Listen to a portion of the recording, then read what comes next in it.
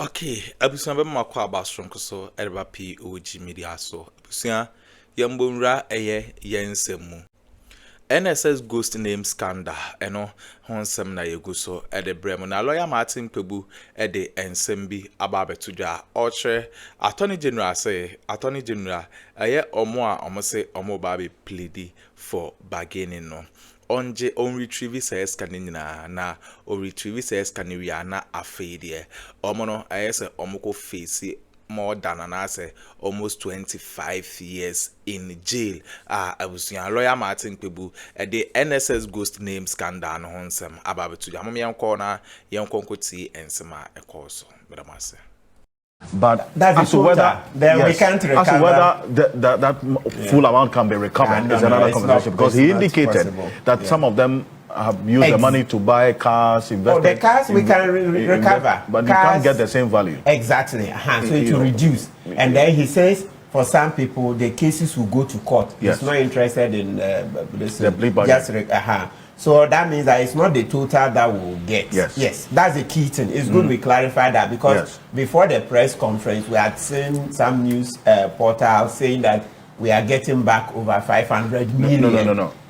So it means that that's not the figure. Okay. As time goes on, we'll see exactly how much we'll recover to the public chest, and then. But how did the details strike you? I mean, hearing what the Attorney General said yesterday. I'd already been numbed by this. I mean, long before. I mean, relatively months ago. You remember it was a month or so to the elections when the Fourth Estate broke the story, and then they ran to the NSA or CCB and ran to court, and then they engaged A+, etc., killed the story, all those shenanigans and all that. So that was when we got the shock. So you see that the figures that were mentioned initially were far higher. Yeah, they were into billions. Yes, but I see that now with investigations, the figures have come down substantially.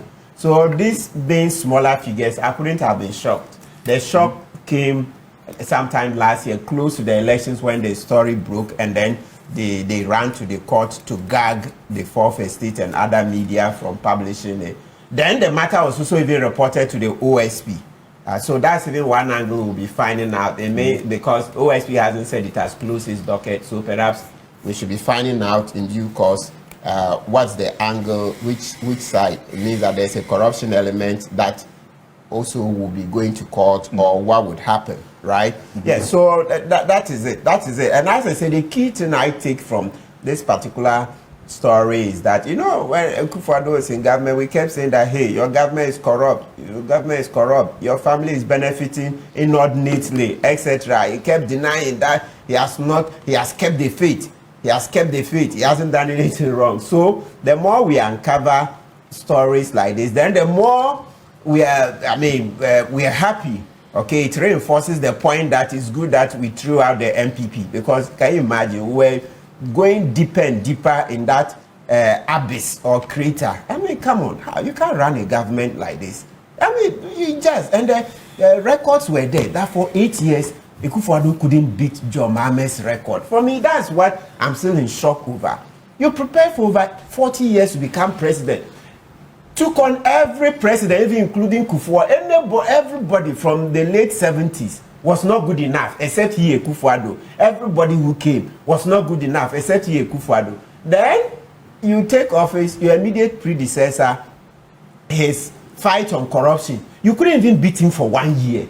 Couldn't beat JM for 1 year. I'm like, come on, a lawyer. Because look, from the nature of our profession, you go to court, you earn your own living. Look, I'm first generation lawyer in my family. I came, 1 year, 2 years, you find your feet at the bar. You earn your living. You never have to go and beg somebody for anything. So when Akuffo was coming, I mean, that's if you want to live within your means. Of course, if you want to live outside your means, you go and beg people for stuff. But you earn enough to pay your bills. So when he was coming, I thought that, okay, this man has done it for several decades, beyond 30 years. So that means that he can take good care of the public purse. No, he was coming to help himself. You see, for 8 years, look, that particular record, we will never let it go. For 8 years, Akuffo couldn't beat JM for 1 year when it comes to the corruption fight. So what was all the noise about? When he came, people said, this is a man who has been prepared for the job for 40 years. Now we see real leadership. Real leadership, I see what we got. Bad leadership, bad. So what's the essence of preparing? That's why I keep saying that. Then if Akuffo had prepared for only 10 years, Jesus Christ, I'm sure the whole of Ghana would have disappeared by now. Yeah, because I did 40 years preparing from the 70s. All the movement for justice, etc. Yes. Oh, Professor Makuba is here. Yeah, we're happy that he was very objective. But Doc was one of his backers. Exactly. When he took over, there's somebody. Let's make it. They are you. Suleiman Abrahima of the Fourth Estate made a certain comment. He said, when Akuffo took over in 2017, you know, some of them, Brahima, like he saw it early. Some of us, first 4 years, I was still supporting Akuffo. I was just happy that we had kicked out JM. I thought that, well, the MPP owed. They had been in opposition for 8 years, so they needed to pay their debt. So some of us were slow to see that this government was really bad. But Suleiman Abrahima and Co saw it the first few months. So he posted on Facebook that, hey, Akuffo was bad, etc., compared to JM. Then a certain very popular public figure in Ghana came and said, hey, Suleiman Abrahima, you are comparing apples with oranges. The point is that at the end of the 8 years, who is right? Certainly Sule saw it. Sule saw it. The big man said, no, Akuffo is streets ahead of JM.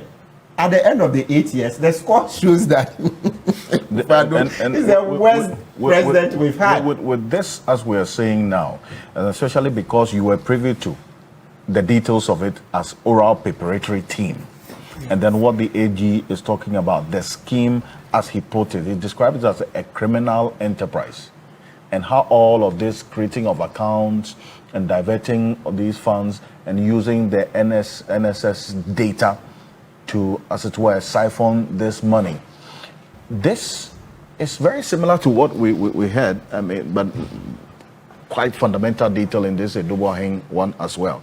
But there's some similarity, as you see, M.Kpebu, because you were privy to this and the details that the AG gave, and the fact that recovery is an integral part of the entire oral policy which you were part of at the preparatory stage. Yes. How do you see, especially because of the detail that was given, how troubling this is, really, going forward?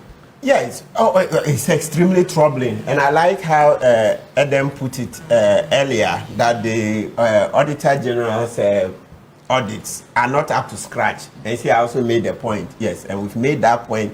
I mean, we made it a few weeks ago, that it appears Auditor General's setup, they are not up to scratch, right? Well, we are thankful that the figures have come down. That's one of the major points, right? But 548 is still a lot of money. I look at Ose SCB entry and I'm like, how? You see the details. You see that they had over 8 million Ghana cedis on an e-switch card. 8 million, oh. Not. Yeah, so you see, OCACB. Not 8,000. Exactly, not 8,000. He received 8,256,000 into an e-switch account. Can you imagine? OCACB entry, former KMA boss. Is that not him? Dr. Mark. That's him. Please, but you that want to tells come you something else. Yes. The bank manager is involved. Absolutely. And the investigation doesn't go far enough. Yes. Yes, so, Dr. Makuba, I'll come to you on that. Yes, but perfect. Yes, it's good. So that's reminded me because one of the journalists asked him a question about the IT system, the software, etc. That just like the point Dr. Makuba is making, that why are we not seeing prosecution of the people who develop the software, etc. Then Dr. Ayini said, so far, they are taking on those who were immediately involved. That's the IT officers who were immediately involved in compromising the system. But that for the developers of the software, etc., that will be done later. But that we should be conscious of the fact that the software was developed pursuant to a contract. And so the investigations will start from a contract. But that's civil law. But if the investigations uncover fraud, active connivance of the developers, etc., then they too will be taken on, right? So it's good. So, Dr. Makuba, it means that this is not done. This is not done. So perhaps what we should do is to keep reminding Dr. Ayine about the subsequent investigations to see whether the developers of the software, the top hierarchy, were in the know. Because the AG said they had concluded investigation on this matter. No, he said when it comes, there was a journalist asked specifically that, look, we had been told that the software was robust. You can't compromise it to do this fraudulent things, etc. And he said, look, developing the software, etc., is civil. That's a contract. Yes. And that would be looked at subsequently. I think I heard him very clearly. So he said those amongst the 12, those that they were taking on immediately that's in terms of those who have the IT background, are those who were involved in inputting, involved immediately. But that subsequently they would do investigations to see whether the people at the top, that's the developers, etc., were also in the know and if they had any role to play, right? Yeah, so for me, Osei-Sibenchi's e-switch card with over 8 million Ghana, that's 8,256,000, was the one that blew my mind. Yes, that's the newest detail because, as I mentioned earlier on, in terms of the figures involved, we're talking about billions when the story broke. But now it's come down substantially. But for Osei-Sibenchi to have over 8 million in the e-switch account paid in, come on, it tells you that we really, really, really, really have suffered under these guys. 8 million Financial 200. Intelligence Center have any oversight? Because Perfect. the FIC is supposed to be able to see transactions above a certain threshold and be able to say that this is likely to be exactly. So but they'll cover up. You see the point, Dr. So again, collusion. Exactly. How come the FIC didn't pick this up? Exactly. The amounts are so huge. You are wondering, how did we get to this extent? Absolutely. Money moving From one point to another with nobody red flagging it. Absolutely. So Financial Intelligence Center should tell us, nobody picked this up. You see? And one person having so huge amounts. And this is a public officer. 8,256,000 into the e-switch account. And then it also says that at the top of the hierarchy, they receive kickbacks from other officials. Then also, Osei-Sibenchi approved inflated budgets and ghost payroll submissions via the e-switch, GIPS and the e-switch platform. So it's all right. Let the matter go to court. But there was a point that Dr. Ayine made. That one, unless maybe I didn't hear him well. There were some parts that he said he would not accept. Some other persons had approached him for the non-prosecution agreement. We will beg, maybe if we get details, if they are bringing us money, Dr. Ayine, please accept. Because what I'm scared of is that if those people are coming, he says some other people want non-prosecution agreement. And invariably, if they say they want non-prosecution agreement, mean that they'll be bringing money. Let's collect the money. You see, let's say these 12, out of these 12, if 6 more bring the money, we should collect so that if we are prosecuting 6, sure. Because you remember the Godfrey Damis infamous Akuffo case. Deep Sea brought money, they promised, they offered to pay money. Godfrey Damis said no. You saw what happened. Eventually, he was caught on the tape, compromising the Jakpa, etc. And now he has all the trouble. And most especially, we didn't get the over 2.3 million euros. We didn't get that money. So, Dr. Ayine, that part, maybe if you can clarify. But he put a caveat to it. The reason why he says that these persons who came asking for this non-prosecution agreement, he was not going to, was because of the level of involvement in this criminal enterprise. Yes. Because if the extent of involvement of someone is that much, and the person comes with that kind of agreement, you would want to weigh whether to prosecute the person or to receive whatever plea or whatever money the person is bringing. I think striking that balance is also good for accountability and for good governance, isn't it? Absolutely. I cannot second guess Dr. Ayine. So I'm just making a general plea because I don't have all the facts. But the reason I'm making that general plea is that, criminal trials take some time.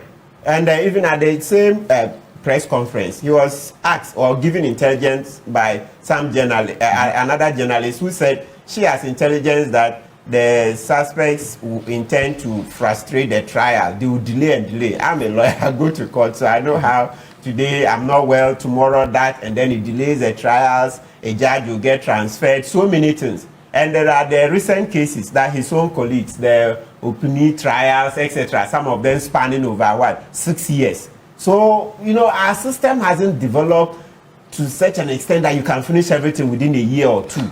Even for judges who go very fast, the NCA trial, it took more than 2 years. You remember, 25years, it took more than 2 years. That's one of the fastest that we got. Chamber did very well, okay? It took more than 2 years. So I'm scared that, you see, we've already done this about 6 months, right?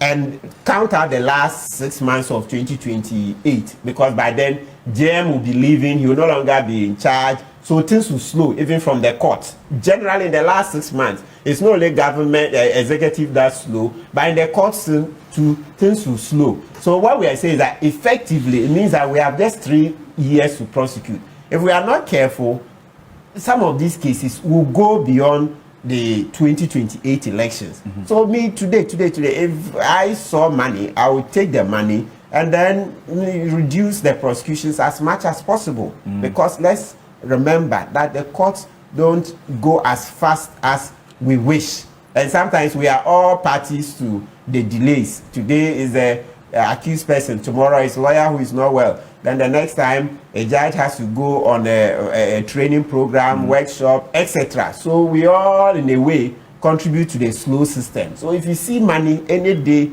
I'll take it, because look, it helps. Now we see we have the nurses. Somebody made an argument that, oh, the 548 million, if we got it, then we can use it to solve the nurses' problem. I'm sure Ghanaians will be happy if we saw that out of this NSA matter, we can recover 200 or 300 million to help resolve the matter of the nurses. Then those accused persons don't have to be prosecuted. You think the shame and everything they are suffering is small? It's a lot, oh.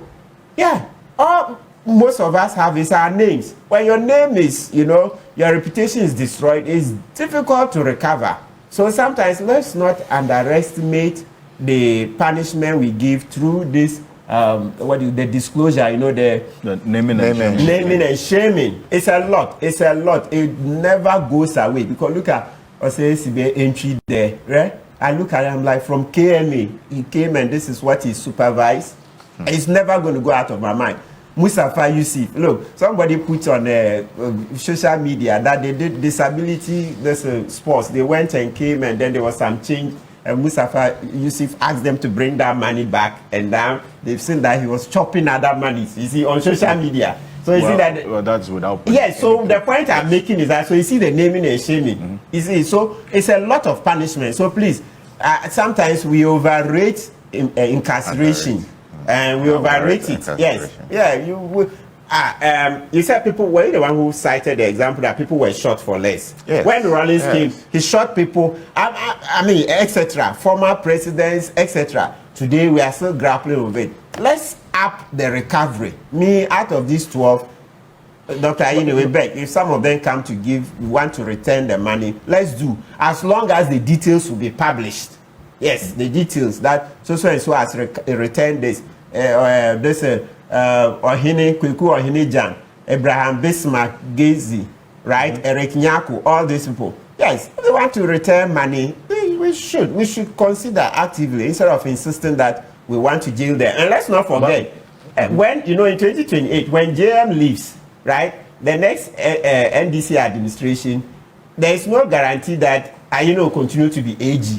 It may be a different AG, and other dynamics will come in. But these people would only have to plead that they are indeed guilty before there's an agreement, is it not? No, not always. There are no convictions as yet. Not always. No, he's allowed to agree. You see, they said there's a non-prosecution agreement. Yes, you can agree to take. And even there are vestiges of non-conviction based, recoveries. Yes. Look, so it's the Attorney General's discretion. As I said, considering the problem we have with the nurses, right? Now we are going to put them in the media review budget. It's a lot of money, etc. He can look at the public interest, other things, and then decide that, look, we will take the money. We will take, instead of insisting on prosecution, Because a lot of, look, and that brings us to this point that we should be looking at our law on corruption. Do you know that we amended the law to now make the minimum sentence 12 years? Meaning that when a person is convicted, the judge cannot give 2 years, 3 years, 4, 5. So let's look at the charges. Right? And let's clear yes, the corruption one doesn't. The charges: conspiracy to commit crime, stealing. Maximum is 25 years. 25. Willfully causing financial loss is 10. Right? Then etc. So the point I'm making is that forgery of documents, also second-degree felony. Those are hefty with long sentences. If you don't, a lot of people would like to go. A lot of these accused would like to go through the full court trial, hoping that it will delay and so many things will happen and they will not get convicted. People will take that chance. So if you took the money now, then you close it. So we know that so and so took returned the money, and then he admits. These details must be disclosed. That this person brought this. That person brought that. So we know that you, X, or say CBN, maybe brought back 100 million. Just as an example. So forever, it goes with the stigma. But you reference 19.2, Article 19.2. Yes, they are innocent until proven guilty. But when this one, you bring back the money, the question is that money you took away, is that where it belongs? Does it belong in your bank account? Why did you use it to buy a house? Why did you? So effectively, if it's the stigma we want, we'll get that same stigma without a conviction. Yes, we can get that same stigma without a conviction. So let's actively look at receiving the money. At least let's look at that. I know a lot of people disagree. No, then it means that crime doesn't pay. I understand all of those, but I'm also saying that crime, in that sense, crime pays, because if you are just going to, as it were, divert public funds into private pockets, and the only punishment is for you to pay back. And that's not the only punishment. The person's name is gone. Now we know publicly whether he's been convicted or not. We say he's a thief. Yes, even without a conviction, etc. So please, let's look at it. I mean, I think the naming and shaming is important. But we should also create a community service regime, so that in addition, I align with Martin. I think that it's not really pragmatic to get many more people in jail intellectually, health-wise, No, but I think for me, there has to be a punitive measure. So that will serve as a deterrent. So no. You see, when you speak like that, Alfred, you are saying naming and shaming is not a deterrent. Naming and shaming is you would only be named and shamed if you are caught. But that already is if you are not caught, you will not be named. Listen, naming and shaming is. I get the point. In addition, I'm not disputing that. Yes, so we're saying, in addition, perhaps we need a community. The 11th commandment, which is that shall not be caught. But this one, they've been caught loosely. I'm speaking and named and shamed. If you are not caught, you will not be named. And you will not be shamed. But there has to be a deterrent beyond just being caught and eventually named and shamed. That's what I'm saying. Yes, we appreciate it. But right now, the point we're making is that, one, there's a lot of money involved. We need the money now. Now, if we were to go through a trial, it's effectively 3 years. Effectively 3 years left. And no guarantees. Exactly. Lawyers will come. The same lawyers who were able to get the Opuni trials, etc., to go 6 years, they are still around. So it's business. Business continues. But all the factors that contributed are still in place. So you're going to have long trials. So, Mr. Okanse, Adam, you come in just 30 seconds. Look at Mustafa Yusuf, executive director. You see, what does he say? He oversaw his role, payroll data from 2017 to 2021. He signed off on ghost entries and transmitted them to GIPS. Now, and then approving inflated budgets. Where is he going to run away from? There is record showing that he passed those budgets. There is record, so for the rest of his life, that will follow him. All this, they will follow him. So this is huge punishment. You know what it is doing to them? They've lost reputation. Yes, of course, they will try to put a brave face on it, but it's not the same. He's issued a statement. Oh, that one, he will issue. Have you seen the statement? Yes, it's part of the standard. His day in court, knowing that his day in court would extend beyond 2028. You don't know the next NDC president, the person who will win. you know if he will be lucky to know that person, and the president will tell the attorney general discontinue that trial. During NDC, discontinue a lot of the trials. So anybody, right, in their position, because of the risk of 12 years, will want to stay in court and do everything possible that the trial goes beyond 2028, in the hope that the new president, because it's clear it's not going to be JM, maybe it will be Dafia Mepo, and who knows whether what do you call it, Mustafa Yusuf knows Dafia Mepo, then Dafia Mepo will say, oh AG, this trial, no, this one discontinue. So anybody would take that chance that, look, let this trial go beyond 2028. I want to see who the new president will be. Maybe it's my good friend. Maybe my uncle is married to his sister, etc. You know, Ghana is a very small community. You know, the intermarriages, all manner of connections. So let's take the money and then, Charlie. But you made the point that there are no convictions yet. So they are still... It doesn't stop the AG from taking the money. No. It's his discretion to prosecute or not. Of course, there are, what do you call it, policy guidelines, public interest, etc. And so that's the point I'm speaking to. Well, I think I brought that book here. The basis on which the Attorney General prosecute, public interest, etc. Right? Right. So he looks at it and says, look, we are in dire straits now.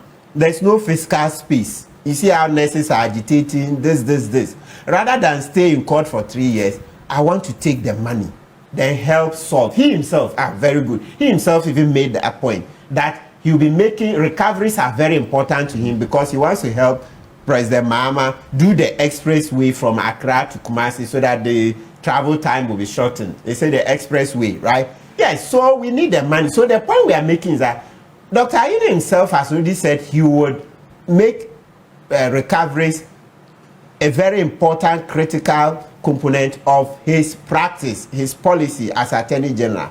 All I'm just saying is that the one that he says he's looked at it and he doesn't want to accept that person's what they offer is what I'm saying, that maybe he should look at it again, because now it's clear to us that we are not getting 548 million today or tomorrow. No, it's not immediate. It means like that the figure amount of money. Exactly. So we don't know how much people are returning. So if some are still coming, it was just a small plea that you should reconsider. Once we are getting money, we can take it and then move on.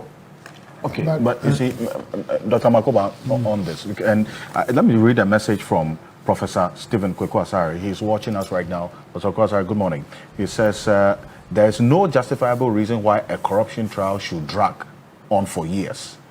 With the right legal infrastructure and judicial will, every corruption case can and should be concluded within 6 months from the time of filing. The problem is the abuse of process, endless adjournments, tactical delays, frivolous interlocutory injunctions, all designed to frustrate justice and exhaust public interest. This can and must be fixed immediately. There are no quick fixes. Well, but okay, I was winning and some also our political highway. So lawyer M.Kpebu and yet in car or say a lawyers phobia or what to me defend the cases be. Number to me defend this cases we are copim time John Dramani Mama and the 4 years tenure no ebeson and say so na a president bia yebesa so na babiano. Is either say obebo case in that to go entino attorney general and 10 na no ohun de oye no ho ye beda ma say moje pene kokoti sa ensem we eremai aha POG Media so beda ma say